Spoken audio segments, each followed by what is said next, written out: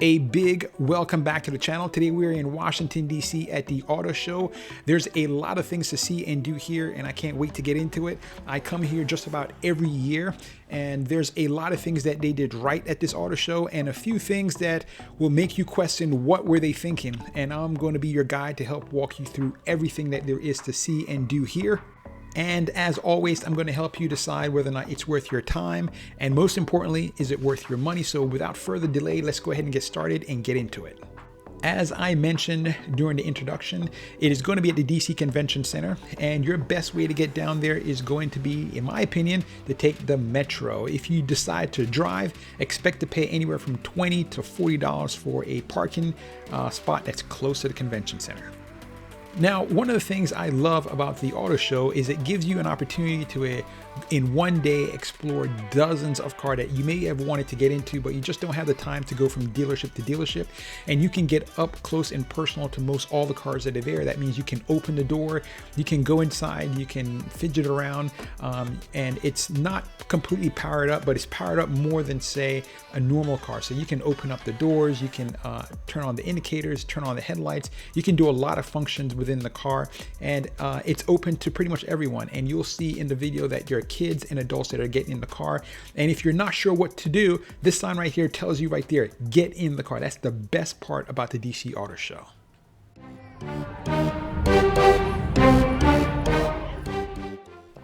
The auto show is broken up into two levels. There's a top level and a bottom level. And in years past, the top level has always been domestic cars that are made within the United States. And the bottom level tends to be imports, usually European cars. But this year, they did it a little bit different. You let me know in the comment section what you think. Now, as you can see, we're in the Toyota section, and all manufacturers are pushing electric vehicles. They see this as the car of the future.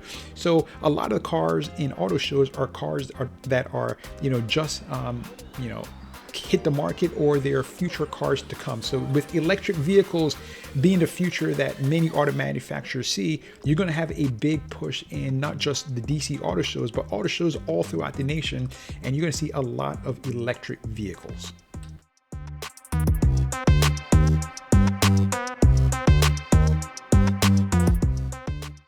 Now, I'm not a big car guy. However, I found this to be quite interesting. I saw a lot of people looking in the engines of the car, and I can guarantee you that 99% of them have no idea what they're looking at. Looking at the engine doesn't tell you if the car is great, but you see they're inspecting it, and these cars look fantastic. And you open it up, it just looks all nice and crisp and new. But most people have no idea what they're looking at. But I think they think this is a selling feature. But it was interesting to see people inspecting the engine as if they're going to see something that's going to make them want to buy the car.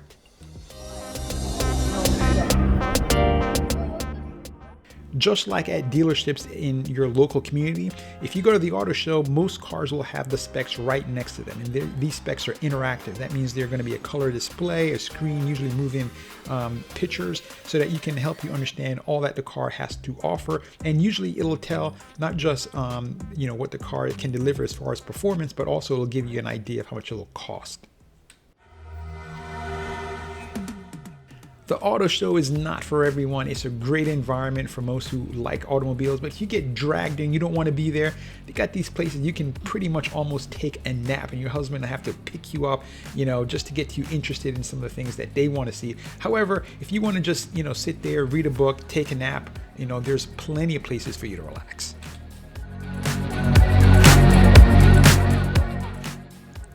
One of the things I really enjoy about auto shows is that it pushes the level and boundaries of your imagination, what can be done inside a car. As you can see, there's a full game console in this car, and it's retrofitted to be that way, and there are people actually in the backseat that are playing the video game at the car show. The auto show has always, and I mean always, been a family affair. Husband, wives, kids, everybody comes out. It's usually a full all-day affair, or at least half the day.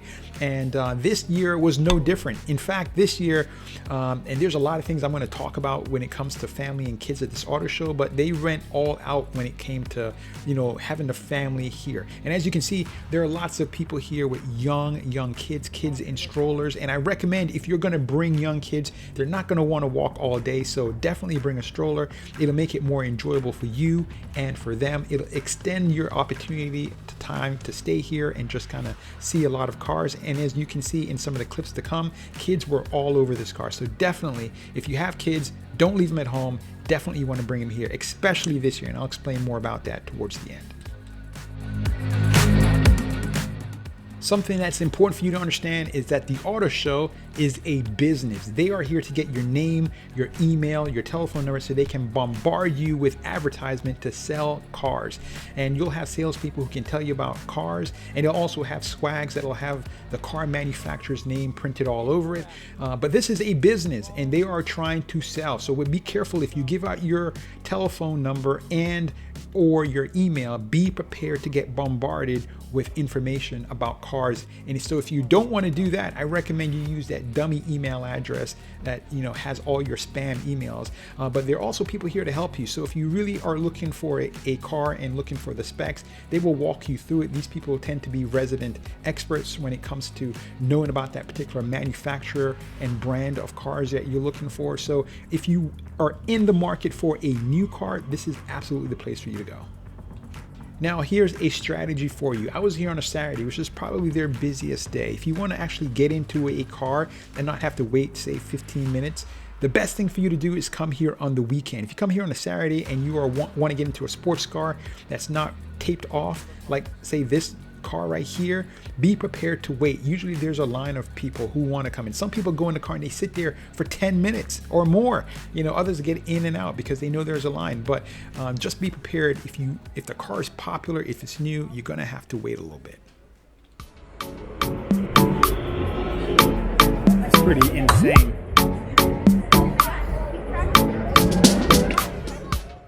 One of the things I love about coming here, and if you have young kids, they will love this too, is the virtual car ride experience. This, in my opinion, was the best and most realistic model I have ever seen.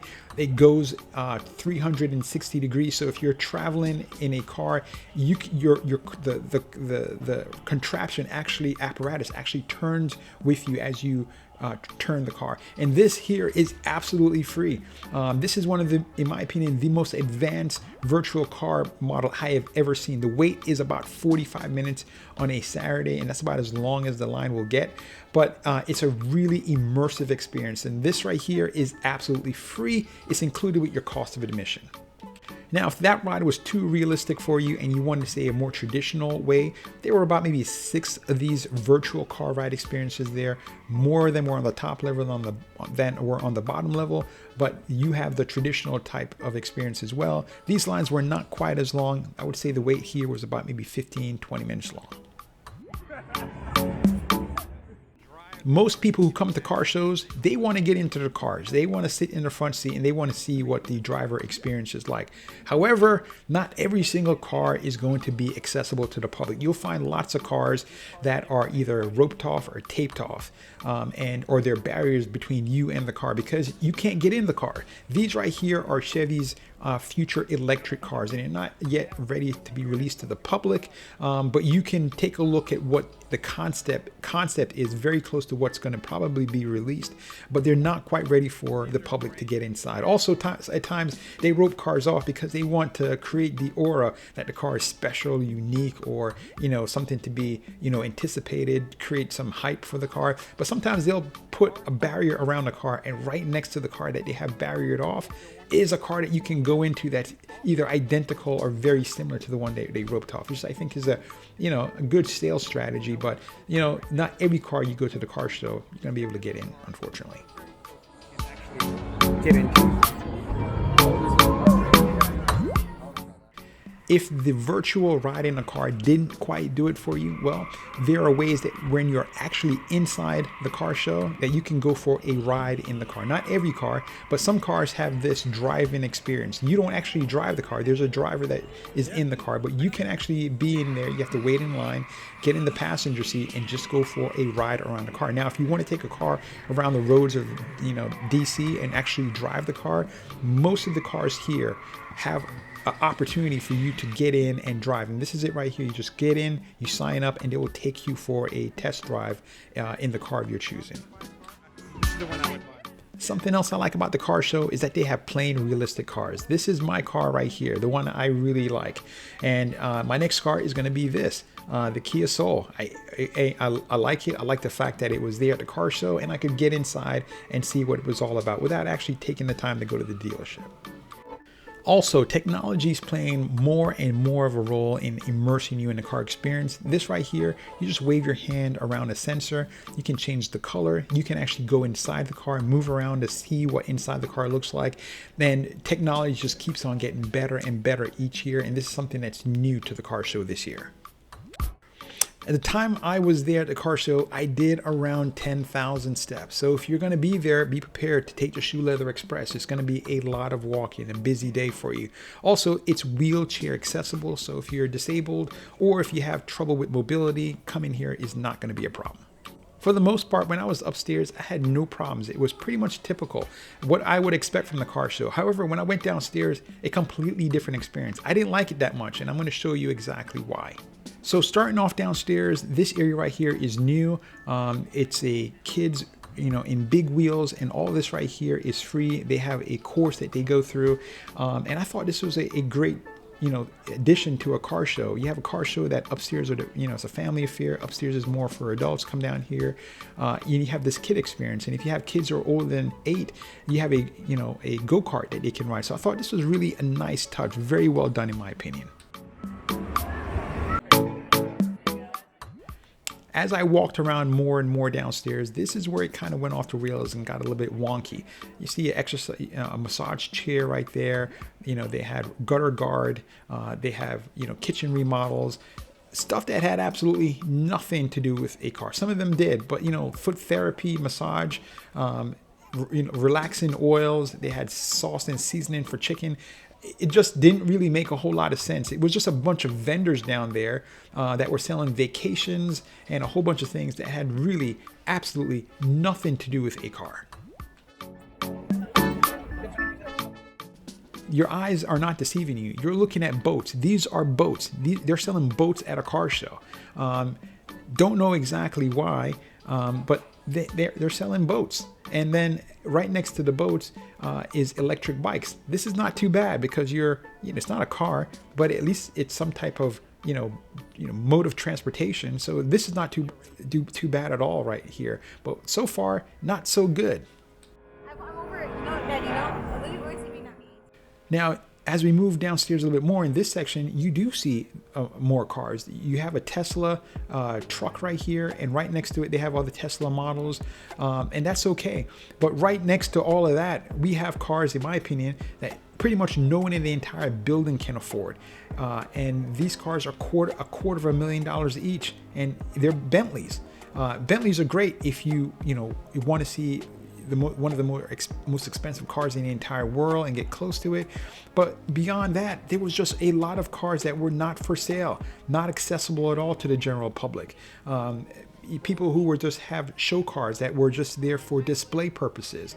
And this is great if you're a car enthusiast, if that's what you want to see. However, there were a lot of things that weren't even represented. There were no BMWs, no Lexus, no Mercedes, and the list of cars that weren't there, manufacturers that weren't there at all, just goes on and on and on. I have never been to a car show that had such few cars that you can actually go in and experience, especially for the DC car show. It really, in my opinion, this is beautiful to look at. However, you can't experience this, and this is a big loss in my opinion. So to put it all in perspective, I was there with my kids. I had 4 of them with me, and I said, well, go into the bounce house, and there's a huge section here. They have all these blow up things, and it looked like fantastic. And said, look, you know what? There's, the kids wanted to be a part of this. They wanted to have fun, but it costs $30 per child in order for them to experience this. Not what I was expecting at a car show, but also not that I'm not expecting to pay an extra $30 per child. I thought this right here was just absolutely horrific. And it took up a lot of space that cars could have been in. I went, people go to a car show, go to see cars, not necessarily to go to a bounce house, that's on steroids. And as you walk around, it just gets worse in my opinion. These are Mustangs. I love Mustangs. They're beautiful cars. However, I would love to go in a Mustang and that I can actually buy and check it out. These right here are just showpieces. And you know, some people go to the car show in order to see these types of cars. I'm just not one of them. I want to actually get into a car. I want to feel what it's, you know, see what it feels like, and I want to see how much it costs. This area right here, they have folks that are painting cars. So I have been to the car show in the DC metro area probably at least a dozen times. In my opinion, this is absolutely the worst. They have a lot of technological innovations that make experiencing cars great, and I think the technology has gone a long way, and they saw a lot of that upstairs. However, when I came downstairs, it was just in my opinion a complete mess. No one wants to see somebody sit there and paint a car. I'm not entirely sure why that's down here. If you agree with me, let me know in the comment section. If not, share your thoughts too as well. But I was extremely disappointed in what I saw at the car show this year. And I think that most of the people I kind of talked to kind of felt the same way, you know, like, you know, what's all this? It just didn't, in my opinion, make a lot of sense.